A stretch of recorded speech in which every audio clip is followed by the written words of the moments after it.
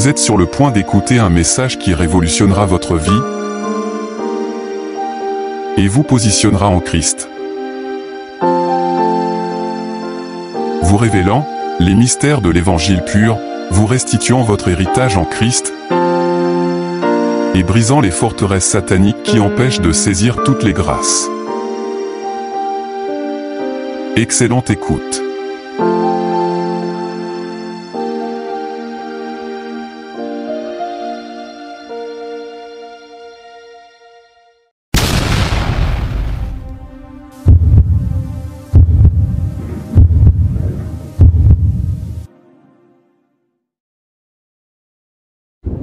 Ma parole et ma prédication ne reposaient pas sur des discours persuasifs de la sagesse, mais sur une démonstration d'esprit et de puissance afin que votre foi fût fondée, non sur la sagesse des hommes, mais sur la puissance de Dieu.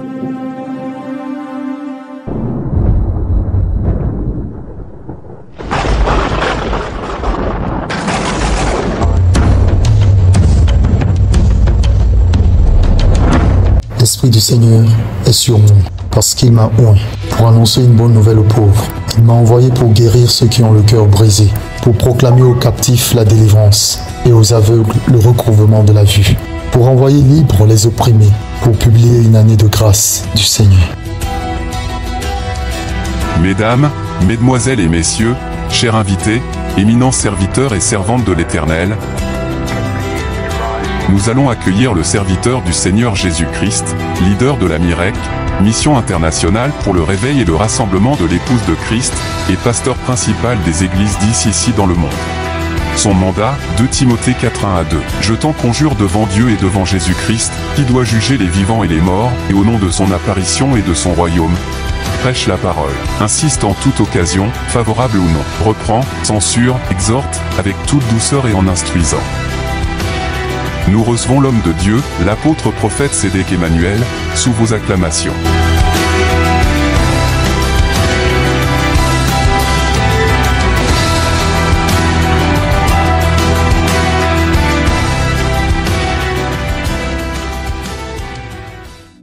Que Dieu te bénisse abondamment, amen. Et je te souhaite la bienvenue dans le nom de Jésus-Christ de Nazareth. Ah, très bien, nous sommes à notre culte orel, ovation royale, n'est-ce pas, à l'Éternel. Et qui dit ovation, dit acclamation, qui dit acclamation, dit applaudissement, et tout cela va à l'endroit de Dieu Tout-Puissant que nous servons. Et d'ici là, nous aurons à le faire, d'ici la fin du message, par sa grâce. Vous allez découvrir avec moi le thème que je vais aborder par la grâce de Dieu ce matin, avec la force et l'énergie que m'accordera le Saint-Esprit. Et je crois qu'il me permettra d'aller loin, d'aller de l'avant. Amen. Le mouvement de l'Esprit Saint. Amen. Ok. Assieds-toi, assieds-toi. Assieds-toi dans sa présence. De façon royale et de façon majestueuse. J'étais tout à l'heure dans le livre d'Exode, Exode chapitre 13, à partir du verset 17. Et je lisais tantôt la manière dont l'Éternel accompagnait donc le peuple d'Israël dans sa marche. Vous voyez, est-ce qu'on peut revenir au texte, s'il vous plaît? Lorsque nous commençons le texte, il y a quelque chose d'assez important qui attire et qui doit quand même attirer notre attention. Il est dit, lorsque Pharaon laissa aller le peuple, Dieu ne le conduisit point par le chemin du pays des Philistins, quoique le plus proche. Car Dieu dit, le peuple pourrait se repentir en voyant la guerre et retourner en Égypte. Mais Dieu fit faire au peuple un détour par le chemin du désert vers la mer Rouge. Les enfants d'Israël montèrent en armes hors du pays d'Égypte. Dans ce contexte précis, le Seigneur est en train de faire déplacer le peuple d'Israël pour l'amener, le conduire justement à la terre promise. Et ce pays de destinée qu'il leur avait promis en libérant la parole prophétique à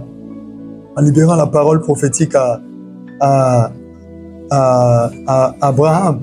Parce que quand on remonte un tout petit peu l'histoire, il disait à Abraham que ta descendance, justement, sera esclave dans ce pays, ainsi de suite, mais je jugerai la nation par laquelle elle sera asservie. Sauf qu'au moment où cette parole s'accomplit, justement, nous constatons que l'Éternel fait un choix assez favorable, et c'est là que quand on prend dans un autre contexte, on se rend compte qu'il aurait pu facilement faire passer le peuple d'Israël par un pays et le conduire à la terre promise, mais la Bible dit ici qu'il craignait, il redoutait, c'est-à-dire qu'il n'était pas sûr de la position du peuple, de la foi du peuple, de l'engagement du peuple, de la conviction du peuple. Alors il a décidé de le faire passer par un autre chemin, parce que s'il passait par là, il risquait de perdre la foi à cause des tribulations, à cause des guerres et de toutes les peines qui viendront, et maintenant ils vont décider de retourner dans leur pays d'origine. Enfin, quand je dis pays d'origine, c'est là où ils avaient été justement asservis, pas origine au sens, n'est-ce pas, éthique du terme. Alors, qu'est-ce que je vais dire par là? Vous savez, je peux le ressentir dans mon esprit, en ma qualité de prophète, je peux le ressentir dans mon esprit. La décennie dans laquelle nous sommes, de 2020 à 2030, est une décennie assez forte, avant que nous rentrions dans la décennie 2030 et 2050. Je dis bien 2030, 2050, par la grâce de Dieu, si le Seigneur Jésus-Christ tarde à venir. Il y a quelque chose d'assez important que je voudrais que tu retiennes, que tu comprennes et que tu saches. Lorsque je parle du mouvement de l'Esprit Saint ou des mouvements de l'Esprit Saint ou encore les mouvements de l'Esprit Saint, dans tous les cas, il faut bouger. Dans tous les cas, il ne faut pas faire du surplace. Amen. Et lorsque vous constatez au verset 21 du même chapitre d'Exode 13, dans lequel je lisais, la Bible déclare que l'Éternel allait devant eux, c'est-à-dire devant le peuple, le jour dans une colonne de nuée pour les guider dans leur chemin, et la nuit dans une colonne de feu pour les éclairer afin qu'ils marchassent jour et nuit. Vous êtes avec moi? La vérité, c'est ceci. Le juif que tu vois de nationalité ou l'hébreu que tu vois de nationalité n'est pas en vérité plus juif que toi. C'est pourquoi je ne comprends pas. Vous m'excusez, c'est ma conviction et sur la base des Saintes Écritures, parce que je me replie toujours sur la base des Saintes Écritures. En vérité, Dieu n'a jamais voulu que son Église soit bâtie justement par des mains d'hommes. Suivez-moi très bien. Parce que tout le problème vient de là. Il n'a jamais voulu d'abord que l'Église soit bâtie des mains d'hommes. Mais bon, quand je dis Dieu, je ne m'abuse pas. Je veux plutôt dire le Seigneur Jésus-Christ. Il n'a jamais voulu que son Église soit bâtie par les mains d'hommes. Lui-même, il a voulu bâtir son Église. Et c'est pourquoi, suite à la révélation, il dit, et sur cette pierre, Pierre reçoit la révélation, il dit, sur cette pierre, je bâtirai, moi, mon Église.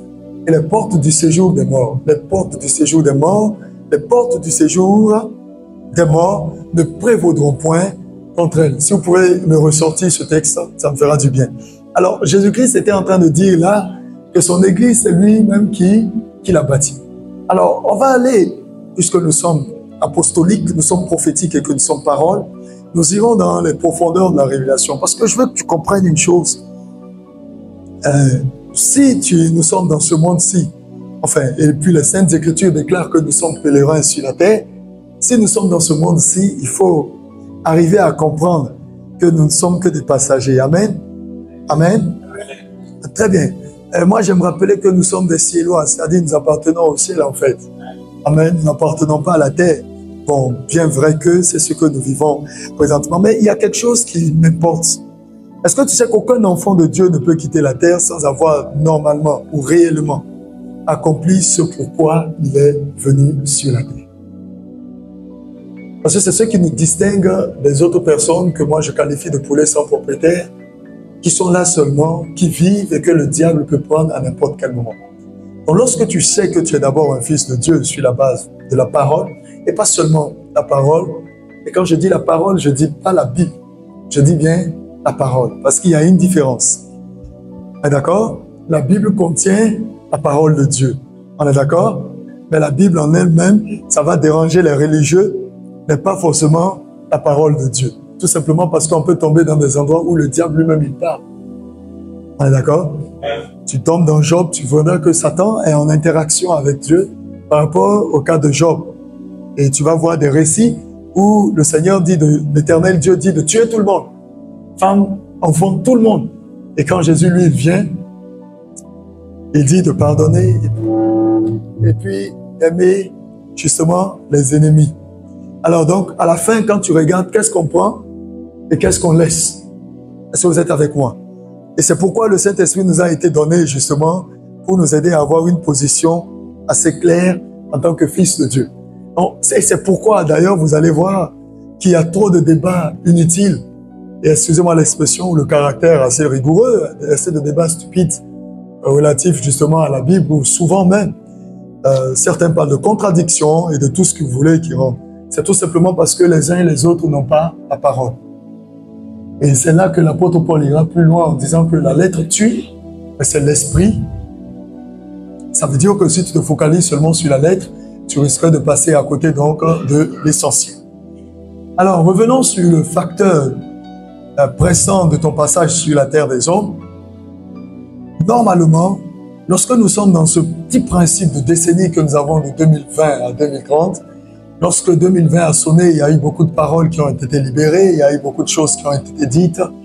Les hommes ont déclaré des choses, les prophètes également ont dit des choses. Mais j'aimerais te poser la question de savoir qu'est-ce que Dieu, lui, t'a dit à toi-même. Suis-moi très bien. Qu'est-ce que Dieu, lui, t'a dit à toi-même? Écoutez-moi, pour vous qui me côtoyez, vous savez que je suis un homme de profondeur et des révélations. Amen. Et la Bible déclare quand il n'y a pas de révélation, le peuple est sans frein. Vous savez pourquoi vous devez avoir la révélation? Parce que vous êtes des fils de Dieu. Et un enfant de l'Éternel dit, dans le contexte prophétique, il dit, cacherai-je à Abraham ce que je vais faire? Vous êtes avec moi? Et quand il va plus loin dans les livres prophétiques, j'en passe, il dit, l'Éternel ne fait rien sans avoir annoncé sa parole à ses serviteurs, les prophètes. Tu vois très bien.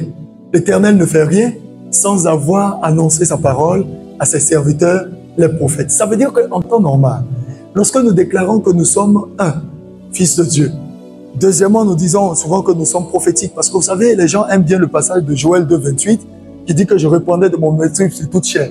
Je ne sais pas pourquoi ils aiment raconter ça et puis ils ne vivent pas. Sinon qu'ils prétendent vivre, mais ils vivent mal. Il dit, je répandais mon esprit sur toute chair, vos filles prophétiseront, de jeunes gens auront des visions, vos vieillards auront des songes, et tout ce que vous voulez. Mais normalement, si nous prophétisons dans le contexte voulu par Dieu, aucun événement de la terre ne doit nous surprendre. Aucun événement de ta propre vie ne doit te surprendre. Ça veut dire que quand tu viens à l'église, normalement, tu devrais passer plus de temps d'action de grâce que de lamentation. Tu comprends ce que je te dis?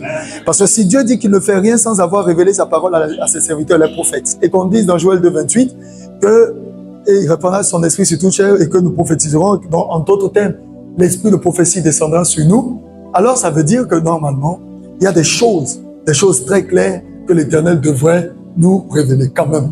Je dis bien quand même. Et quand nous allons encore plus loin, je le dis parce que dans cette décennie qui sont en train de venir, le diable va susciter un vent. Vous savez que Dieu protège tous ses serviteurs qui détiennent la parole authentique. Écoute bien, je suis dans la décennie 2030, quand on monte de 2030, nous sommes en quoi? 23, non? Ok, je monte dans la décennie 2030, je suis en 2035, et 2035, pratiquement 20 ans. Que Dieu nous fasse grâce si Jésus-Christ tarde à venir. Ta foi que tu es en train de bâtir actuellement, tiens-la très bien. Parce que ce vent qui va souffler va emporter des personnes. Tous ceux qui ne seront pas solides dans la foi. Je dis bien tous ceux qui ne seront pas solides dans la foi. Et je parle même des prédicateurs de l'évangile. Qui ne seront pas dans la vérité pure, authentique de l'évangile. Ce vent les prendra. Vous savez pourquoi? Parce que nous sommes en train de rentrer dans la saison où c'est le moment du rassemblement de l'épouse de Christ. Et au moment où Christ est en train de venir, il faut qu'un grand jugement commence à s'abattre. Il faut qu'il y ait une sélection. Dieu bénisse tous ses serviteurs qui s'élèvent et qui portent des voix aujourd'hui, qui essaient de ramener le cœur des pères vers les enfants et le cœur des enfants vers les pères en prêchant l'évangile authentique. Mais ces pères, pour la plupart d'entre eux, ne seront plus là. Parce que plus la période, le retour de Jésus-Christ approche, plus la sélection sera difficile et compliquée. Donc, tiens bien, garde bien ta foi. Tu comprends ce que je dis? Quand je parle, je suis en train de donner une prophétie sur quoi? nous sommes en 2023 et je parle de pratiquement 55. Si le Seigneur Jésus-Christ a d'avenir en prenant, donc c'est une prophétie sur près de 20 ans, même près de 30 à 32 ans, que je suis en train d'annoncer. Certains seront vivants, mais est-ce qu'ils auront la foi? C'est la question. Je vois ça véritablement dans le règne de l'esprit. En fait, vous savez, comme on appelle, on dit généralement la chasse aux sorcières. Le diable va s'en prendre à l'évangile authentique. Il va vraiment s'en prendre à l'évangile authentique. Donc, tous ceux qui prêcheront l'évangile avec authenticité, avec vérité, il va s'en prendre. Moi, je serai encore là. On va le vaincre au nom de Jésus. Et je prie que toi aussi, tu sois là. Parce que le Seigneur Jésus-Christ a dit, et parce que la bonne nouvelle du royaume sera prêchée sur toute la terre, alors viendra la fin. Vous comprenez ça? C'est pourquoi tu dois beaucoup prier pour tes enfants. Tu dois prier pour toi-même. Je crois que dans 30 ans, tu seras encore en vie. Ce n'est pas un problème. Mais tu dois beaucoup prier pour toi-même pour que tu puisses garder la foi. Ne sois pas pressé d'aller au ciel. On a tout le temps à passer là-bas. Nous devons accomplir ce pourquoi nous sommes venus sur la terre. D'abord, vous êtes avec moi? Vous allez m'excuser, je suis saisi un peu par l'esprit. Je ne suis pas trop ici. En fait. Ma chair est là, mon esprit est parti. Donc, je lutte un peu pour trouver l'équilibre. Alors, je reviens dans mon thème en parlant des mouvements de l'esprit. Suis bien ceci. Combien de personnes savent que David était rempli du Saint-Esprit? Est-ce que vous savez que David était rempli du Saint-Esprit? Parce que dans les prédications, souvent, on n'en parle pas. Mais on en dit dans les Écritures, dans le livre des Actes des Apôtres, je ne vais pas trop durer là-dessus. Mais écoute-moi bien, le Saint-Esprit, je ne dirais pas est la chose. Non, non, non. Le Saint-Esprit est la personne la plus importante que tu dois rechercher pendant ta vie chrétienne, ici-bas sur la terre. Suis-moi très bien. Le Saint-Esprit, je vous ai dit que ce n'est pas une chose. Ce n'est pas une colombe. Ce n'est pas une colombe. Amen. Donc arrêtez de le représenter comme une colombe. Actuellement, il est dans une dimension de personne. C'est une personne, mais lorsqu'il est dans ses mouvements, il peut se mouvoir de différentes manières. J'ai lu une anecdote, une petite comédie sur les réseaux sociaux que j'ai trouvé juste. La personne a écrit: quand on te traite d'animal, tu te fâches. Mais quand on dit tu es un lion, tu es fier. C'est vrai, non? Excusez-moi, quand on dit espèce d'animal, tu es fâché. Quand on dit non, tu es un lion, tu es fier. Mais le lion, c'est quoi? Donc tu es un... Je n'ai rien dit. Alors, vous voyez que souvent, les hommes que nous sommes, nous cherchons des choses, vous savez, c'est très compliqué. Et pourtant, quand on dit le lion de la tribu de Juda, toi tu es content, le lion de la tribu, le rejeton de David, tu es content, n'est-ce pas? Quand on dit l'agneau immolé aussi, bon voilà. Mais, ah les humains, les humains. Que Dieu nous aide, amen. Alors, qu'est-ce que je voulais dire par rapport à la question du Saint-Esprit? On rentre dans la dimension de la révélation. Il me sera difficile de toujours enseigner sans ne pas toucher la révélation. C'est mon domaine, en fait, par excellence. Regardez, le Saint-Esprit descend sur Jésus sous la forme d'une colombe. Je suis en train d'enseigner ce matin, amen. Le Saint-Esprit descend sur Jésus sous la forme d'une colombe. On est d'accord? Et à partir de cet instant, nous tous, nous avons pris la colombe et puis nous avons balayé ça dans nos maisons. Et on a détecté ceci. Mais en fait, c'est prophétique. Parce que pour mieux comprendre ça, je ne vais pas trop durer là-dessus, il faut retourner avec Noé. Lorsque l'arche est détruite, Noé va sortir la colombe, il va sortir le corbeau. Deux espèces qu'il va libérer pour aller voir si les eaux s'étaient asséchées sur la terre. Le corbeau partira à un moment donné, ne reviendra plus. La colombe reviendra avant de repartir définitivement. Alors, est-ce que je vais poser la question? Est-ce que ce qu'on nous représente comme étant le Saint-Esprit, c'est une colombe ou c'est un pigeon? Est-ce que vous comprenez? Maintenant, c'est quoi la différence entre le pigeon et la colombe? Et la question est de savoir pourquoi est-ce que Dieu a choisi la colombe et non pas n'importe quel oiseau. Tu es avec moi? Tu veux savoir pourquoi il a choisi ça? Tu veux savoir ça? Ou bien tu sais déjà, tu vas m'aider? Pourquoi il a choisi? Hein? Tu veux savoir plus? D'accord, ça là ce soir. Sois là ce soir, je vais t'expliquer ça. D'accord? Ce soir, je vais t'expliquer. Je suis en train d'enseigner actuellement, je n'ai pas envie de trop bouger. Mais on ne sait jamais. Mais regardez, Jésus-Christ dira quelque chose d'assez important. Pendant que je le lis, si l'équipe média veut, vous pouvez afficher les versets, j'ai pas le temps de revenir sur le texte. Jean-Baptiste va annoncer la venue de Jésus et puis il dira ceci: moi je vous baptise, n'est-ce pas? Je vous baptise d'eau en guise de la repentance. Et voici, il vient celui-là qui vous baptise, n'est-ce pas? Vous baptisera du Saint-Esprit, n'est-ce pas?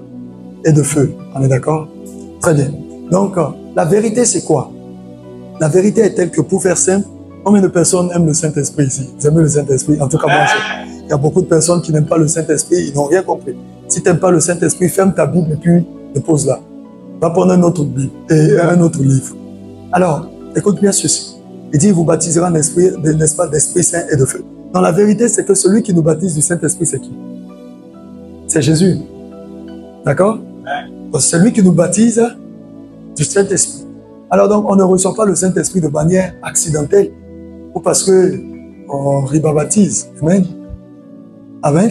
Donc, c'est Jésus qui nous baptise donc de l'Esprit Saint. Mais on va aller plus loin. Parce que Jésus lui-même a été baptisé du Saint-Esprit. Il a été rempli du Saint-Esprit. Tu sais ça? Maintenant, est-ce que tu sais qu'à chaque fois, une fois que tu es rempli du Saint-Esprit, c'est là que ton combat véritable commence? Parce que beaucoup pensent que quand j'ai le Saint-Esprit, tout va bien. Et puis non. Quand tu as le Saint-Esprit et que tu es véritablement rempli du Saint-Esprit, note ce que je vais te dire. Quand tu es rempli du Saint-Esprit, retiens ce que je vais te dire. Quand tu es rempli du Saint-Esprit, souligne ce que je vais te dire. Quand tu es rempli du Saint-Esprit, n'oublie pas ce que je vais te dire. Tes jours sont raccourcis. Je te dis la vérité. Dès l'instant que tu es rempli du Saint-Esprit, tes jours sont comptés. Je vais t'expliquer. Luc 3,16, il leur dit à tous, moi je vous baptise d'eau, mais il vient celui qui est plus puissant que moi et je ne suis pas digne de délier la courroie de ses souliers. Lui, il vous baptisera du Saint-Esprit et de feu. Et quand on continue juste un peu au verset 17, vous voyez, il a son vin à la main, il nettoyera son aire et il amassera le blé dans son grenier, mais il brûlera la paille dans un feu qui ne s'éteint point. Est-ce que tu t'es déjà posé la question de savoir pourquoi le feu ne s'éteint jamais? Je n'ai jamais posé cette question. C'est ainsi que Jean annonçait la bonne nouvelle au peuple en lui adressant encore beaucoup d'autres exhortations. Et au bout d'un moment, regarde, mais Hérode le tétrarque étant repris par Jean au sujet d'Hérodias, femme de son frère, et pour toutes les mauvaises actions qu'il avait commises, ajoutant encore à toutes autres celle d'enfermer Jean dans la prison. On vient dans l'histoire. Maintenant, on dit tout le peuple se faisant baptiser, Jésus fut aussi comment? Et pendant qu'il priait, qu'est-ce qui s'est passé? Pendant qu'il priait, je peux te donner une révélation avant d'aller loin. Je peux te donner une révélation. Hier, nous venons d'achever 3000 sujets de prière, accomplis avec l'aide et la puissance du Saint-Esprit, avec l'aide de Dieu. Pourquoi beaucoup de personnes se plaignent que leur ciel est fermé et que Dieu ne déverse pas sur eux les bénédictions? C'est tout simplement parce qu'ils ne prient pas. Regarde bien. Pendant qu'il... Qu'est-ce qui s'est passé? Tu veux que ton ciel s'ouvre? Prie. Tu as compris?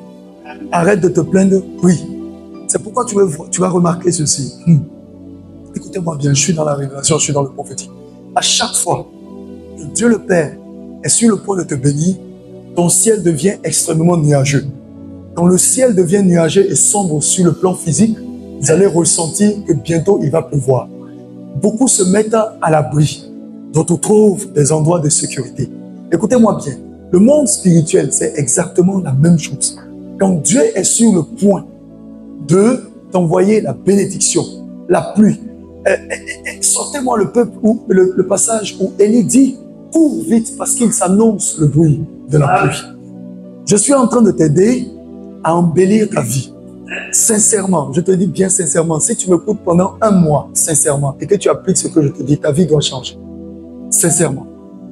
Mais souvent nous écoutons, mais vous voyez, après, nous allons faire ce que nous avons envie de faire. Et c'est ce qui fait que nous sommes retardés dans la bénédiction. Je viens tout de suite te donner une clé par rapport à ton ciel qui doit s'ouvrir. C'est juste la prière. La prière ouvre le ciel. Vous comprenez ça? La prière ouvre le ciel. Donc si tout est Dieu pour toi, c'est pourquoi Jésus dit, entre dans ta chambre, ferme ta porte et prie ton Père qui est dans les cieux. Il fera quoi? Il te le rendra. En d'autres termes, il t'exaucera. Alors écoutez bien ceci. dans le domaine spirituel, lorsque Dieu est sur le point de t'accorder une visitation, ce que je vais appeler une promotion, ce que je vais appeler un exaucement, ce que je vais appeler une élévation, la première chose qui commence à se produire, c'est que ton ciel devient nuageux, extrêmement nuageux. Mais comme tu ne vois pas que ton ciel est nuageux, parce que peut-être tes yeux spirituels sont fermés, alors que normalement tes yeux spirituels doivent être ouverts, aucun sorcier ne doit voir mieux que toi, entendre mieux que toi. Est-ce que vous comprenez un peu? Alors qu'est-ce qui se passe? Quand le ciel est nuageux et qu'il doit pleuvoir, qu'est-ce qu'on constate? Il y a des vents, n'est-ce pas? Ça secoue souvent, par certains endroits ça secoue. De toutes les façons, il y a des bruits de tonnerre souvent, il y a des éclairs. En tout cas, tout le monde sait qu'il y a quelque chose qui est en train de s'apprêter. Et souvent, même quand il n'y a ni vent, quand il n'y a ni bruit, tu vois que les nuages se déplacent à une vitesse où tu sens que ici est clair, mais de l'autre côté est noir. Et tout le monde coupe. Parce que quand tout sera noir, vous avez remarqué ça? Très bien. C'est la même chose qui se passe dans ta vie. Tout commence à être noir. Tu ne vois pas de porte, tu ne vois pas d'issue. Tu as l'impression que les choses deviennent compliquées. Il y a les tribulations. Vous comprenez ce que je dis? Il y a les secousses, il y a les vents. En fait, ça annonce la pluie. Qu'il pleuve sur ta vie au nom de Jésus-Christ de Nazareth. Dans le Saint-Esprit me dit de te dire qu'il pleuve sur le toit de ta maison afin que tu entendes le bruit. Parce que la vérité, c'est qu'il peut y avoir des pluies silencieuses. Et c'est comme ça que quand les pluies silencieuses arrivent, c'est l'équivalent des bénédictions silencieuses. Tu ne t'es jamais réveillé le matin et tu constates que le sol est mouillé. Qu'est-ce qui s'est passé? Tu étais endormi dans un sommeil profond. C'est ce qui t'arrive quand le sommeil spirituel te prend et que la bénédiction vient sur toi et que tu n'es pas conscient. Alors Satan, à chaque fois que Dieu est sur le point de te bénir, de te lever, il t'envoie la lourdeur, il t'envoie la faiblesse, il t'envoie justement, il te sort, il est même capable de te sortir de l'église pour un faux prétexte. Et tu penses que tu es en train de bien faire, mais en fait, il est en train de t'isoler de ta bénédiction. C'est au moment, et dehors, qu'est-ce qu'il va te faire? Il te donnera de l'appétit. Il va te donner, Satan n'est pas bon. Tu vas te dire, depuis que je ne viens plus à l'église, j'ai remarqué que les choses commencent à s'améliorer. Donc c'est cette église qui a un problème. Tes jours sont comptés. Je te dis la vérité. En vérité. Parce qu'il faut que le diable te retire, te mette là-bas, te mette à côté là-bas et te donne un semblant de repas, un semblant de bénédiction pour ensuite te couper la tête. Oh, je peux te donner une parole de sagesse? Tu n'as pas vu que le mouton de la Tabaski, on le nourrit très bien. D'accord, c'est pourquoi? Je n'ai rien dit. Tu as compris ça, non? C'est pour le bouffer après. Quand Satan te retire de la présence de Dieu et que les choses commencent à mieux aller pour toi dehors, en fait, il t'engraisse pour te bouffer après. Que celui qui a des oreilles pour entendre, entende. Je préfère maigrir dans la maison de Dieu que de grossir au dehors. Ça va? Parce que quand l'obésité va te prendre, tu auras des complications respiratoires. Et quand le Saint-Esprit me dit de te donner cette parole, qu'il pleuve sur le toit de ta maison, en fait, il est en train de te dire que ce bruit-là, tu dois entendre le bruit de la pluie. Que le sommeil spirituel ne te prenne pas, pour que tu ne passes pas à côté de tes bénédictions. Vous comprenez? Écoutez, à la 7e fois, il dit, voici un petit nuage qui s'élève de la mer et qui est comme la paume de la main d'un homme. Et il dit, monte et dis à qui? À Akab, le roi, attelle et descend, afin que la pluie ne t'arrête pas. Revenons dans la version parole de vie, s'il vous plaît. Revenons dans la version parole de vie. Je veux que tu comprennes quelque chose. Suis-moi très attentivement. Sinon après, suis-moi sur les réseaux sociaux, tu retrouveras la prédication. La 7e fois, le serviteur dit, il y a un petit nuage qui monte de la mer. Mais avant qu'on atteigne cette 7e fois, suivez-moi très bien. Je suis dans les mouvements de l'Esprit Saint. Reviens au tout début, quand il est sur le point d'aller prier pour qu'il pleuve. Tu vas comprendre que c'est la prière qui ouvre le ciel. Amen. La prière ouvre le ciel. Si tu aimes l'adoration et que tu n'aimes pas la prière, et si tu aimes trop la prière, tu n'aimes pas l'adoration aussi. Tu ne peux pas dire que tu aimes le billet de 1000 francs, de 10 000, de 10 euros, de 500 euros. Tu aimes un côté et puis tu décèdes de l'autre côté. Tu as déjà vu ça? Jamais. Les choses vont ensemble. Redescendez un tout petit peu. Il a fini faire ce que... Je veux qu'au moment où il est en train de monter, ça monte vers le verset 35 comme ça. 35 comme ça. Nous sommes avec Élie. Vers le verset 35. Revenez vers le verset 35. Rapidement, rapidement, rapidement. Ou même mieux. Ok. La Bible dit l'eau coule autour de l'autel et elle remplit même la fossée. Non, on va jusqu'à 40 encore. 41. Ok, 41. 42. Merci. Élie dit au roi Akab, j'entends quoi? J'entends quoi? Mais est-ce qu'à ce moment la pluie avait commencé? Il a entendu comment? Il a entendu dans le règne de l'esprit. Parce que Élie est un prophète, il a senti qu'il y a quelque chose qui est en train de venir. Il dit, j'entends le bruit de la pluie. Maintenant, tu peux manger et boire. Tu vois très bien, tu peux manger et boire. Quand on remonte un peu l'histoire, à ce moment précis, quand c'était chaud, il ne pouvait pas manger, il ne pouvait pas boire. On l'a lu la dernière fois. Quelqu'un qui est dans la souffrance, il fait quoi? Qu'il prie. Vous êtes avec moi? Donc, ce n'est pas le moment de manger et de boire pendant que tu souffres. Est-ce que tu comprends? C'est le moment de prier. Et il dit, au verset 42, le roi Akab va manger et boire. Élie monte où? Sur le mont Carmel. Il va sur la montagne du Carmel. Là, il s'incline jusqu'à terre, le visage entre les genoux. Écoute bien, on peut aller dans le prophétique et dans la profondeur. Les gens lisent, ils passent, ils dépassent. Il est monté premièrement où? Au mont Carmel. S'il n'était pas monté là-bas, il n'aurait pas de prière, il n'y aurait pas d'exaucement. Il y a un lieu précis où on croise Dieu. On ne le rencontre pas n'importe où. Vous comprenez de quoi je parle? Il y a un lieu précis où on rencontre Dieu. Il y a un lieu précis où Dieu t'attend. Il y a un lieu précis où Dieu te reçoit. Dieu ne descend pas n'importe où. Vous allez voir que quand nous lisons les Saintes Écritures, par le passé, les anges apparaissaient à certaines personnes, excusez-moi l'expression, en désordre. Quand je dis en désordre, c'est-à-dire à tout moment, selon le mandat qu'ils ont reçu de Dieu pour apporter un message. Mais actuellement, tu vois les anges. C'est rare d'entendre qu'un ange est venu dans la maison de quelqu'un. C'est très rare. Et même quand il arrive, il ne se fait même pas voir. On les voit plus dans le règne de l'esprit. Vous savez pourquoi? Parce que la terre est souillée. Les cœurs sont souillés. Les vies sont souillées. Et comme ce sont des créatures saintes, elles ne peuvent pas descendre n'importe où. Maintenant, la question est de savoir, est-ce que ton ange, il est sur ton toit ou dans ta maison? Vous comprenez ça? Parce que s'il est seulement au-dessus de ta maison et qu'il n'est pas dans ta maison, il y a un problème. Premièrement, il rencontre l'Éternel, il va sur le mont Carmel pour prier. Deuxièmement, il s'incline jusqu'à terre, le visage entre les genoux. Les genoux sont le symbole de quoi? Le visage est le symbole de quoi? Le visage est le symbole, pour nous qui sommes des fils de Dieu et d'alliance, est la représentation de notre divinité. C'est-à-dire, c'est là que Dieu nous a créés à son image, selon sa ressemblance. Celui qui vous reçoit, me reçoit. Donc quand on te voit, on a vu Jésus. Tu comprends ça? Première chose, c'est encore plus profond que ça, mais première chose. Deuxième chose, quand il amène au niveau des genoux, suivez-moi très bien, les genoux sont le symbole, première étape, d'une extrême puissance. La Bible déclare que tout genou fléchira dans les cieux et sur la terre, et toute langue confessera que Jésus-Christ est Seigneur à la gloire de Dieu le Père. Les genoux sont le symbole de l'humiliation devant Dieu, de la soumission. Les genoux sont le symbole de l'exaucement de la prière. Tu suis ce que je te dis?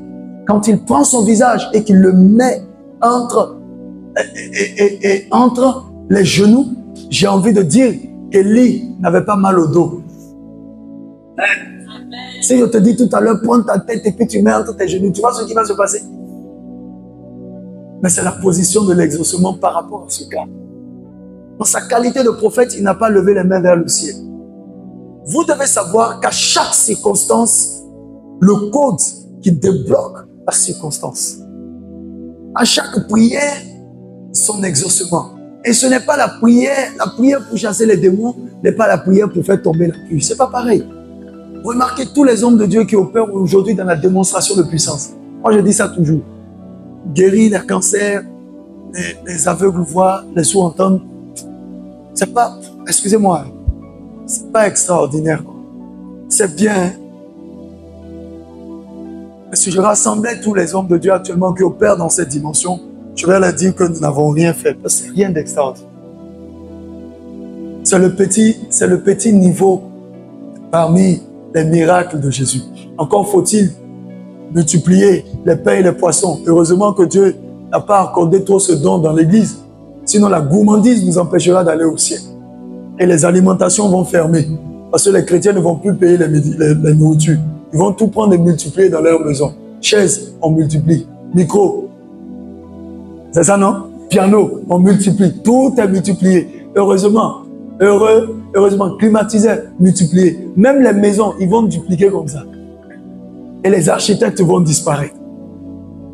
Mais dans le principe des miracles, l'un des miracles les plus compliqués à faire est que normalement, il est important que chacun d'entre nous parvienne à cette dimension de miracle. Ce n'est pas de faire marcher un boiteux. Ça, ce n'est rien d'extraordinaire. C'est de ramener les morts à la vie. Ils sont combien? Tous ceux-là qui font campagne d'évangélisation. Où on amène des cercueils. Je n'ai pas dit, on était dans la foule, la personne s'est évanouie, et puis on le secoue, on verse de l'eau, on dit résurrection. Je ne parle pas de ça. Je parle de cadavres authentiques. Avec les médecins qui sont à côté de la famille. Ils sont combien d'hommes de Dieu qui arrivent à opérer dans cette dimension? Est-ce que vous comprenez de quoi je suis en train de parler? Pourquoi est-ce que je dis ça? La vie, encore la vie, ce n'est pas tout le monde qui est capable de transmettre la vie. C'est exactement cela par rapport au message que nous recevons. En vérité, c'est à cause de la qualité des prédications que les gens reçoivent qui n'arrivent pas à opérer dans cette dimension. Parce que l'évangile de Jésus-Christ a été extrêmement dilué. Donc, on s'est résumé à avoir les bénédictions matérielles, financières et tout ce que vous voulez, mais à ne pas percer les véritables mystères de l'évangile. Je donne un exemple, un exemple banal. Tu vas voir un homme de Dieu qui va prêcher, Dieu va te bénir, il va te rendre riche, tout ça. Mais tu vas voir que lui-même, il peut arriver qu'il est très riche, mais il n'a pas de descendance. Et quand tu n'as pas de descendance, tu te tais. J'ai envie de te poser la question, toute ta richesse va te servir à quoi? Même Abraham s'est soucié de ce cas. Et il a dit au Seigneur, ce n'est pas un étranger qui jouira, n'est-ce pas? Est-ce que vous comprenez cela? Donc, toutes tes déclarations, à la fin, si ça ne produit pas la vie, vous savez, la grâce d'enfanter, la grâce d'être appelé père, mère, n'est pas accordée à tout le monde parce que tu donnes la vie. Ça va? Ça va? Donc, la qualité des messages que tu reçois vont déterminer la qualité de la vie que tu vas mener sur la terre des hommes. C'est ainsi que certains hommes de Dieu disent, si nous avons la nourriture et le vêtement, cela nous suffit. Ça, c'était Paul. Moi, ça ne me suffit pas. En fait, il est en train de dire ceci. N'exagérons pas. On est d'accord? Mais le même Paul dira, et mon Dieu peut vous combler de toutes sortes de bénédictions. C'est pas ça? Ça veut dire au-delà même de la nourriture et des vêtements. Quand tu finis de manger, tu finis de t'habiller. Il y a autre chose à faire. Tu as besoin de sortir maintenant, non? Il te faut le transport. Tu choisis le vélo, la moto ou la voiture. Ou l'âne. Lequel est mieux? Tu portes un bazin et puis tu montes sur un âne. Tu as vu, non? Il faut encore plus que ça. Que Dieu t'accorde la révélation. Et qu'il t'accorde d'entendre des enseignements qui vont bonifier ta vie et t'amener à un niveau vraiment excellent. J'ai vu des hommes de Dieu et moi je ne comprends pas ça. Vous m'excusez, je suis prophète. Je ne les attaque pas, loin de là. Ce sont mes collaborateurs dans le champ. Mais je veux que nous revenions à la parole. Je ne peux pas organiser une campagne d'évangélisation. Jésus guérit, Jésus sauve. Je prie pour les aveugles, ils voient. Je prie pour les gens, ils voient. Et moi-même, je porte des verres. Tu n'as pas compris. Quelqu'un va m'entendre, il va dire c'est insultant. Non, c'est toi qui insultes l'évangile de Jésus. Comment je viens prier pour toi pour que tu vois bien, alors que moi-même je porte des verres qu'on appelle correcteurs? Ça veut dire quoi ça? Ça n'a pas de sens. Ça n'a rien à voir avec le... Tu as vu le Saint-Esprit avec des verres? Tu as vu Jésus qui parle à ses disciples qui descend ça ici sur le nez? Ne prêchez pas ce que vous ne vivez pas. Mon ami, tu es venu pour que je prie pour que tes yeux voient clair. Moi-même, je ne vois pas clair. Va chez tel pasteur à côté, là, dans le carré tout près. Il y a une église là. eux là, ils voient clair, c'est leur spécialité. C'est pas fini? Même parmi les médecins, il y a des spécialistes, non? Oui. C'est pas ça? Ah! Donc, va chez lui qui est spécialisé dans ce domaine. Si nous faisions ça véritablement dans le corps de Christ, vous verrez que nous serons très bénis. Le problème, c'est qu'une seule personne veut s'approprier toutes les grâces. Tu es un menteur. Il n'y a que Christ qui a ça. Oh non, si vous voulez la richesse, venez me trouver. Tu es un menteur. Maintenant, si tu meurs, on fait comment? On va à ta tombe. Moi, j'appelle ça des cancrelats. Je n'irai pas te trouver. Le même Dieu qui t'a révélé, je dirai le chercher. S'il me dit, va chez lui, je dis, je ne pars pas. Donne-moi. Il va me donner. C'est ainsi que nous volons la gloire de Dieu. Volons dans cette nation. Si ce n'est pas moi, c'est à moi seulement Dieu a fait cette grâce. Toi, tu es qui? Tu ne chies pas? Ah non, il faut qu'on se dise la vérité. Moi, j'appelle ça une usurpation d'identité et un bluff religieux.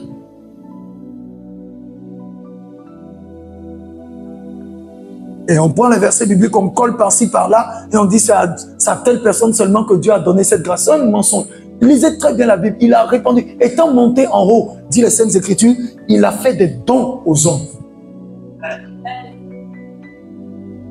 Quelqu'un a voulu se vanter de ça. Si Dieu fait grâce, certains prédicateurs de l'évangile entendent ce que je dis, ils n'ont qu'à se repentir. Quelqu'un a voulu se vanter de ça, de détenir lui seul le potentiel.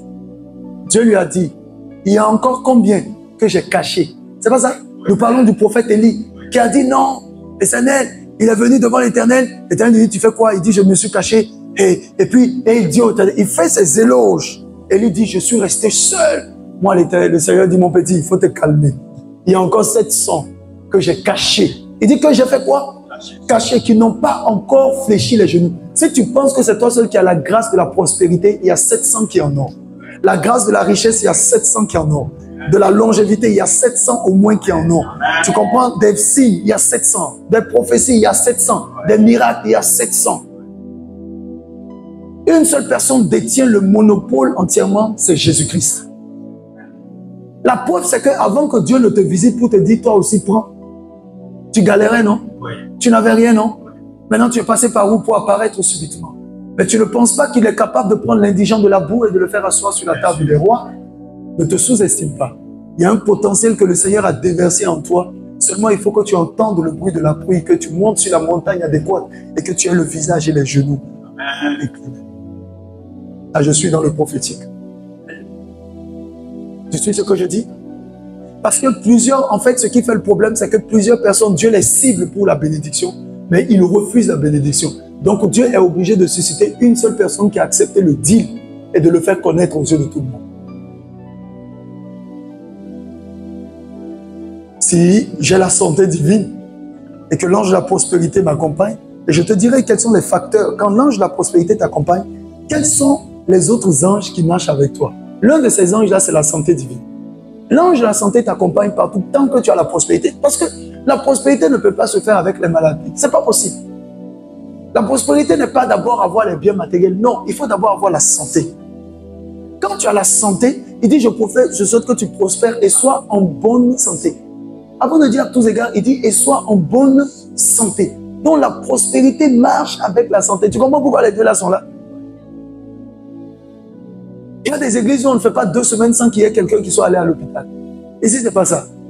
Si tu es allé à l'hôpital, vraiment, c'est que toi-même tu as voulu.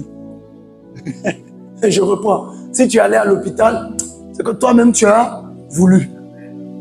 Ou bien Dieu a constaté que ta foi n'est pas suffisamment grande et donc vas-y. Je n'ai pas dit que c'est mauvais d'aller à l'hôpital. Il ne faut pas faire chômer nos médecins qui sont à l'église. Amen. Parce qu'ils sont là aussi pour la foi de certaines personnes. Donc donner la vie, transmettre la vie, c'est quelque chose que tout le monde n'a pas. Et c'est la raison pour laquelle l'évangile qui est prêché aujourd'hui est un évangile dilué. Beaucoup de prédications ne conduira pas les gens au ciel. Ça les retiendra sur la terre avec de belles maisons, de beaux véhicules, mais ils vont rater l'enlèvement. Parce que la condition première de l'évangile, c'est de t'amener au ciel. C'est ça, la restauration. C'est pourquoi on parle du salut des âmes, non? Le salut, c'est quoi? C'est être sauvé, non? Vrai ou faux? La Bible ne dit-elle pas que nous sommes des pèlerins sur la terre? Si. Donc la première condition de l'évangile, c'est que ton âme soit d'abord sauvée. Une fois que la question de l'âme est résolue, on peut venir sur les détails maintenant du parcours sur la terre. Donc, vous allez remarquer que ici c'est l'inverse qui est fait très souvent. On cherche d'abord le parcours sur la terre, toutes les bénédictions, et après maintenant, on veut. Non! Je soutiens ça avec un verset biblique. Matthieu 6, 33. Cherchez premièrement le royaume de Dieu et sa justice, et toutes choses vous seront données par-dessus tout. Voilà le problème. Maintenant, si tu as la vie éternelle, tu peux transmettre la vie aussi à d'autres personnes, et cette vie-là peut se retrouver ailleurs encore. Vous comprenez ce que je dis? Donc fais attention à ce que tu écoutes. Maintenant, je reviens sur le cas d'Élie. Il va dire, Élie monte sur le mont Carmel. Là, il s'incline jusqu'à terre, le visage entre les genoux. Puis il dit à qui? À son serviteur. Monte et regarde où? Vers la mer. Le serviteur monte, il regarde et dit, il y a 7 fois dessus. Combien de fois? 7 fois. Élie lui dit, retourne. Mais pendant ce temps, qu'est-ce qu'Élie faisait? En fait, il priait. Après la première prière, il dit, retourne, va voir. Le serviteur revient, il dit, il n'y a rien. Une deuxième fois, Élie prie, retourne, va voir. Il retourne, il regarde, il dit, il n'y a rien. Jusqu'à 7 fois. Alors tu as prié jusqu'à combien de fois? Merci. Donc, tu vois que pour que le ciel s'ouvre, ce n'était pas du jeu. C'était facile aussi pour Élie de fermer. Hein? Ah oui, oui, oui. Fermer le ciel là. C'est pas compliqué. Et il a prié avec insistance. Et puis il a bloqué le truc. Il dit c'est fini. Maintenant, pour débloquer. Comment Élie, ayant régulièrement la présence de Dieu, est obligé de lutter de cette manière pour que le ciel s'ouvre? J'ai envie de poser la question. À qui il a donné la clé? Tu as fini de fermer le ciel. Tu as jeté la clé où?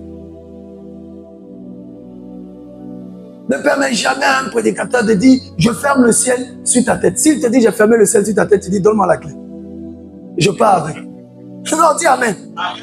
Parce que si le gars a des soucis, tu ne sais pas où il va jeter. Maintenant le ciel est fermé sur ta tête. On fait comment? Cet esprit. Je vais aller dans le prophétique. Regarde bien. On dit que la nuée et la colonne de feu se déplaçaient. De jour comme de nuit. Maintenant, je vais t'expliquer quelque chose. Est-ce que tu sais que toi, qui es ici, qui me regarde, avec tes yeux, tes jolis yeux, si on ne t'a pas dit ça, tes yeux sont beaux. Moi, ils te disent ça. Dis amen, regarde. Amen. Tellement que tu n'es pas habitué aux belles paroles, ça te surprend. Tu as des beaux yeux. Il ne sait même pas. Quand la nuit et la colonne de feu se déplacent avec le peuple d'Israël, c'est de cette même façon que partout où tu vas, ton ciel se déplace avec toi. Le ciel que vous voyez, cet esprit de Dieu, c'est le même ciel qui va jusqu'aux États-Unis, non? On est d'accord, non? C'est la même chose, non? Maintenant, le climat change en fonction de tout ce que Dieu a mis en place. On ne va pas rentrer dans les détails. Mais ton ciel, écoute-moi, si ton ciel est fermé au Mali, si tu n'as pas la clé, ça sera fermé en Chine, au Japon, en Indonésie, en Turquie, partout. C'est pourquoi les gens qui disent je vais me chercher là, ils n'ont rien fait. Maintenant, qui a fermé et où est-ce qu'on a déposé la clé? Je suis en train de parler de mouvement de l'esprit. Est-ce que tu suis? Je vais en venir. Donc, si la colonne et la nuée de feu se déplaçaient matin, midi, soir, avec le peuple d'Israël, pour signifier la présence de Dieu, ça veut dire que partout où tu t'en vas, il faut que Dieu soit présent avec toi. Ton ciel est au-dessus de toi, ne cherche même pas loin. Maintenant, pourquoi est-ce qu'il se ferme? Parce que souvent, dans la dimension de la chair, ne remplissons pas les conditions que Dieu nous impose. Et donc, quand nous commettons des actes qui ne sont pas bien, le diable est en légitimité, en totale légitimité, d'accéder à nos avoirs. Exemple, tu n'es pas fidèle dans tes dîmes, tes offrandes, le dévoreur t'attend. Très simple. Ce n'est pas compliqué. On est d'accord? Le cas le plus compliqué, ce sont les vœux. Mais tu en auras, hein? Tu en auras, mais jamais en abondance. En fait, tu auras juste l'essentiel. Maintenant, pour certaines personnes, il arrivera des moments où Dieu va exprès fermer parce qu'il est en train de travailler sur toi en abondance. Vous voyez des moments quand il n'y a pas eu assez de pluie. Quand la pluie vient, maintenant ça vient beaucoup. Et tout le monde dit, waouh, ça fait longtemps, on attendait la pluie. Mais quand ça vient aussi, si vous n'êtes pas préparé, ça fait des dégâts. Ça emporte les chèvres. Vous voyez un peu. Donc très souvent, quand ton épreuve dure, reste calme. C'est que ce qui arrive là, c'est aussi beaucoup. Amen. Tu comprends ce que je suis en train de te dire? Donc tu te déplaces en fait avec ton ciel. Donc Élie l'a fait 7 fois. 7 qui est comme le chiffre du repos, de la tranquillité. Plus tard, j'irai dans les profondeurs vous expliquer. Mais regardez, à la 7e fois, il lui dit retourne. Et quand il retourne maintenant, la 7e fois, le serviteur dit, il y a quoi? Un petit nuage. Et le petit nuage est source d'espoir qui monte de la mer. Il est gros comme un point, c'est-à-dire le point de la mer. Écoute, Élie répond maintenant. Est-ce qu'Élie est retourné dans la prière? Non. Est-ce qu'il lui dit, va voir encore si le nuage a grossi? Non. Il répond maintenant, il dit, monte et dis au roi Akab, attelle tes chevaux et descends avant que la pluie fasse quoi? Ça veut dire que cette pluie qui arrive là, elle est tellement forte, elle ne doit pas te trouver là où tu es, sinon elle va t'arrêter. Est-ce que ce n'est pas une bénédiction la pluie? C'est une bénédiction. Mais pourquoi est-ce qu'elle va l'arrêter? Parce que lorsqu'elle est en train de revenir, à toi de répondre aux principes rattachés à elle. Écoute-moi très bien. Quand la bénédiction vient te trouver et que tu n'es pas préparé à la recevoir, elle peut te détruire. En d'autres termes, elle peut t'arrêter. Vous n'avez pas vu des gens que Dieu a bénis et ils sont morts 2 mois plus tard? C'était mieux pour eux que Dieu les maintienne dans la sécheresse. Je reprends. Quand la bénédiction vient vers toi, ton ciel a suffisamment retenu la pluie. Ça faisait quand même 3 ans et demi. En fait, dans le règne de l'esprit, chaque année, suivez-moi très bien, chaque année, il pleuvait en vérité. Mais la pluie ne tombait pas, ça se stockait. C'est là qu'on parle du réservoir du ciel. Dieu a déclaré que chaque année, il va pleuvoir. Ça, c'est clair depuis la Genèse. Maintenant, un homme s'est levé et dit qu'il pleuvra sinon ma parole. Il a verrouillé. Entre-temps, il n'a pas arrêté la pluie. Non, la pluie continuait de tomber, mais il l'a stocké dans le réservoir céleste pour une saison précise. Maintenant, la question est de savoir où est-ce que ça a été stocké. Est-ce que tu comprends? Ok. It's the same way. It's the same way. Let me tell you something. Regarde, c'est de cette même manière. Pourquoi est-ce que Akab et Élie avaient fermé le ciel sur ces gars-là? C'est à cause de leur idolâtrie et de leur bêtise, n'est-ce pas? Donc il était fâché, il dit bien, sinon à ma parole, il a verrouillé à cause de leur péché. Mais comme Dieu, dans son schéma, il dit qu'il doit pleuvoir chaque année, la pluie tombait normalement, comme je le disais tantôt. Cependant, elle se stockait. Parce que le prophète, c'est la bouche autorisée de Dieu. Donc une fois qu'il a libéré, que Dieu le veuille ou pas, Dieu est obligé de valider. Entre-temps, c'est pourquoi il n'a pas dit sinon à la parole de l'Éternel. Il dit sinon à moi ma parole. Tu sais pourquoi? C'est la raison pour laquelle il a prié avec insistance. Parce que c'était sa parole, pas la parole de Dieu. Si c'était la parole de Dieu, boum, boum, Seigneur, ouvre le ciel, boum. Mais comme ce n'est pas la parole de Dieu, c'est la parole d'un homme devenu Dieu, alors il faut défier les lois de la nature.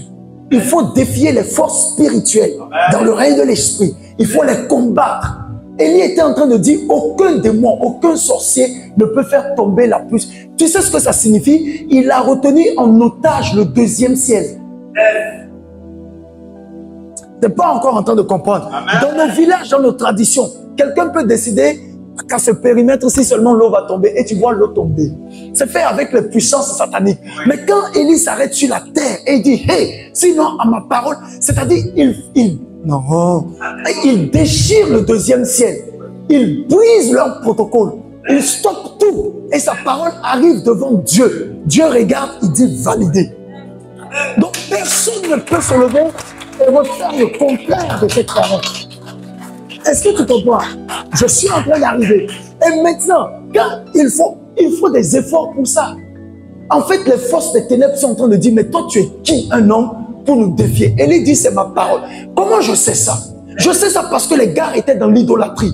Je sais ça parce que les gars étaient dans la magie. Je sais ça parce que les gars étaient dans la sorcellerie, dans l'occultisme. Je sais ça parce que Satan régnait. Les prophètes de Baal, pourquoi on les appelle des prophètes? Parce que ce qu'ils disaient arrivait quand même. Ah oui, oui, oui. Ce qu'ils disaient arrivait quand même. Mais c'était des prophètes de qui? De Baal. Et attention à Baal. Le couple là, Baal et Astarté, le duo là, ces deux démons, c'est un couple. Attention à eux. Ils sont encore très actifs dans l'église aujourd'hui. Beaucoup prophétisent dans l'église avec l'esprit de Baal. Mais ils pensent que c'est le Saint-Esprit. Or, ce n'est pas le Saint-Esprit. Donc, Élie a défié Baal d'abord. C'est un règlement de compte terrible, la question du mont Carmel. je l'ai enseigné ici. Ils défient leur divinité et ils viennent défier leurs prophètes sur la terre. Mais pendant ce temps, le problème c'est quoi? C'est qu'il y a des anges qui accompagnent Élie. Donc quand Élie libère la parole, ces anges se mettent à exécution dans le deuxième monde pour bloquer tout ce que le diable est en train de vouloir faire. Donc il y a un combat sur la terre, il y a un combat au ciel. Et le Big Boss est assis sur son trône, il regarde avec satisfaction ce qui se passe. Amen. Tu vois ça? Mais le problème c'est quoi? Cette bataille n'était pas une bataille de Dieu en fait. C'était une bataille d'Élie. Élie avait devant lui des prophètes, des gens qui racontaient du n'importe quoi. En fait, Dieu dit, Élie, vous gérez votre bataille de prophète à prophète, nous on gère ça entre divinités en haut. Dieu est sur son trône et puis les anges combattent avec les anges de Satan. Que le meilleur gagne. Et donc, Élie est obligé maintenant, pour ouvrir le ciel, de mener la même bataille. C'est ça pourquoi? Premièrement, c'est parce que c'est lui qui a libéré la parole. Mais deuxièmement, tu sais, Satan, c'est un faux type. C'est un faux type. Quand il a fermé le ciel, Satan il a su qu'ils ont été vaincus. Le problème maintenant, il va dire, on verra quand il va venir ouvrir.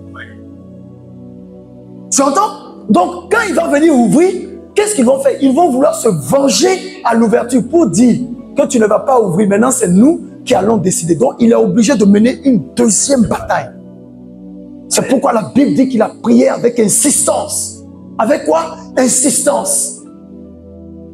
Et quand il mène cette deuxième bataille, comme la pluie n'a pas cessé de couler en son temps et en sa saison, selon l'agenda de Dieu, le ciel est très chargé, ça secoue. Ça doit faire des dégâts. Donc il dit au roi, cours avant que la pluie ne t'arrête. Regarde, c'est la même chose qui arrive quand tu te détournes de la parole de Dieu. Les bénédictions continuent de venir, mais elles restent suspendues. Au-dessus de ta tête, ceux qui ont les yeux de l'esprit ou qui sont dans la révélation, Dieu va leur révéler que les bénédictions sont suspendues. C'est ainsi que vous êtes souvent pendant des moments intenses de prière. D'autres vont dire, ah, nous avons vu beaucoup de cadeaux suspendus. Qui va décrocher ça? Il faut des Élie. Et ces Élie là, c'est toi-même. Que personne n'attend pas qu'un prophète vienne déclarer sur ta vie. Frère, je te dis la vérité. On peut déclarer en passant, mais nous-mêmes, nous avons des choses à déclarer sur nos propres vies. Ce que j'aime faire avec ce ministère prophétique, je veux t'amener à être toi-même le prophète de ta vie et à ne pas être dépendant, merci, à ne pas être dépendant de moi. Tu sais une chose, Élie a demandé la permission de Dieu avant de pouvoir fermer le ciel. Il a libéré la parole. C'est après qu'il a réglé le cas avec son papa. Parce qu'il sait qu'il faut qu'il prie son Créateur. Et Dieu était d'accord avec lui, c'est pourquoi il prie. Tu comprends ce que je dis? Dieu était d'accord avec lui, c'est pourquoi il prie en accord avec son Père pour que son Père libère encore. Mais il y a une bataille. Donc à chaque fois que tu te détournes de la parole de Dieu, de la voix du Seigneur, tes bénédictions viennent, mais elles restent suspendues. Tant que tu ne pries pas avec insistance, le ciel ne peut pas s'ouvrir. Et si le ciel est en train de s'ouvrir, que ça te trouve déjà en bonne position afin de recevoir toute ta vie. Parce que je vais vous dire, il y a des bénédictions qui ne viendront jamais sur vous si vous n'êtes pas à l'endroit où Dieu vous voulait et avec la personne que Dieu vous veut. Regarde Abraham. Dès que Lot est parti, Abraham a été béni. Lot était l'obstacle spirituel de la bénédiction d'Adam. Comment je sais? Demande-moi. Demande-moi. Comment je sais? Lot 10. Sodome.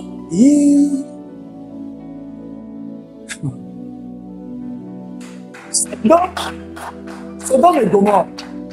Sodome et Gomorrhe. Ils étaient tranquilles. Leur malheur est arrivé quand Lot est rentré chez eux. Tu n'as pas compris. Sodome et Gomorrhe existaient déjà avant qu'Abraham n'arrive dans cette ville. Et leur péché s'accumulait. Et à cette époque, à chaque fois qu'il faut un péché, en grammaire, on mettait virgule. On met vol, virgule. Adultère, virgule. Homosexualité, virgule. C'est ce que Dieu dit quand il descend. Il dit, je viens entendre ce qu'on m'a dit. Si Sodome et Gomorrhe sont vrais. Donc il y avait beaucoup de virgules. Mais quand l'autre est arrivé, on a mis point final. Tu ne comprends pas la parole. Non, je te dis. Et le pasteur Saba, il est trop fatigué, il n'applaudit pas, je n'entends pas sa voix. Et on a mis point final. Le jour où... D'accord. Le jour où Lot est arrivé. Écoutez-moi bien. Excusez-moi l'expression. Ils ont violé tout le monde. Ils ont fini avec les femmes. Ils ont trouvé que le garçon n'est pas doux. Les femmes n'est pas douce. C'est Alice, le garçon, qui est intéressant. Enfant, c'est poli, le rectum. Non, c'est la nuit, ça te choque, c'est ça. Voilà. Maintenant, ils ont vu que ça, c'est mieux, quoi. Mais dès que les invités de l'autre sont arrivés, ils ont dit, ces gars-là, on va les bouffer ce soir. Donc, même les anges, ils ont voulu les secouer. Leur problème n'était pas les anges. Leur vrai problème, là, c'est Lot. Parce que quand Lot est arrivé, c'est là que leur malédiction, là, on a mis la fin au décompte. Vous savez, il y a un proverbe humain qui dit « Le malheur des uns fait le bonheur des autres ». Lot est là à apporter le malheur et Abraham, lui, le ciel s'est ouvert sur lui. Entre-temps, sans le savoir, Lot était le malheur d'Abraham. Je reprends. Au moment où Sodome et Gomorrhe étaient là, le pays était vert. Le pays... Je peux aller loin. Hein? On descend encore. Qui t'a dit? Qui vous a dit? Excusez-moi l'expression. Ce que je vais dire, si vous êtes religieux, vous n'allez pas comprendre. C'est pourquoi je parle à ceux qui sont matures. L'apôtre Paul dit, vous devrez être appelés des maîtres, mais jusqu'à présent, vous en êtes encore au lait. Donc, s'il vous plaît, les bébés spirituels qui vont m'écouter plus tard, là, les commentaires inutiles, là, laissez ça d'abord aller chercher la connaissance. Qui t'a dit que le manque de sanctification bloque les bénédictions? Tu sais que le péché apporte les bénédictions? Je reprends. Tu sais que le péché envoie les bénédictions? Je vais t'expliquer. Tu n'as pas vu que c'est à chaque fois que tu pêches que tout est bien pour toi? Tu n'as pas remarqué? Mais quand tu es dans la voie du Seigneur, c'est difficile. Je vais plus loin. Sodome et Gomorrhe, là, ils étaient dans le péché, non? Leur pays était comment? C'était vert, non? Il y avait la sécheresse. Comment tu expliques ça?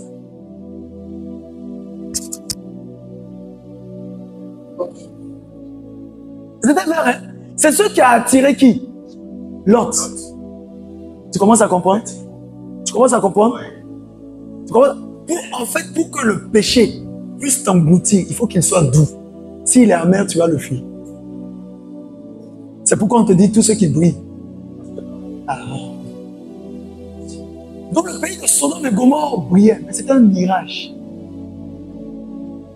C'est ainsi que tu vois certaines personnes, tu dis, oh, mais Dieu l'a béni. Tu es sûr? C'est pourquoi dans les Saintes Écritures, on dit sonder les esprits pour voir. On dit ne méprisez pas les prophéties, mais sondez les esprits pour voir s'ils sont vraiment de Dieu. Parce qu'une prophétie peut sortir, elle est belle, elle est agréable. Mais est-ce que c'est Dieu qui a parlé? Le gars est beau avec des plaquettes de chocolat. Tu veux poser ta tête là-dessus la nuit. Est-ce que tu n'auras pas de torticolis? Vous comprenez ça? Donc le pays était verdoyant. Et c'est ça qui a séduit Lot. Il a dit non, là-bas il y a la pluie, il y a la verdure, tout est bon. Il dit j'irai de ce côté. Mais tu as vu Adam et Abraham? Abraham a regardé. Il a vu là où c'était sec, désertique, bizarre. Il dit ok, si tu vas à gauche, va à gauche. Si tu vas à droite, tu vas. C'est exactement comme ça. Lorsque le diable te séduit, le diable ne te séduit jamais avec ce qui est vilain. Jamais. Il te séduit toujours avec ce qui est beau. Et tu sais la parole des Écritures qui accomplit cela? Il dit, et la convoitise, lorsqu'elle fait 3 points de suspension, enfante le péché. Et le péché aussi.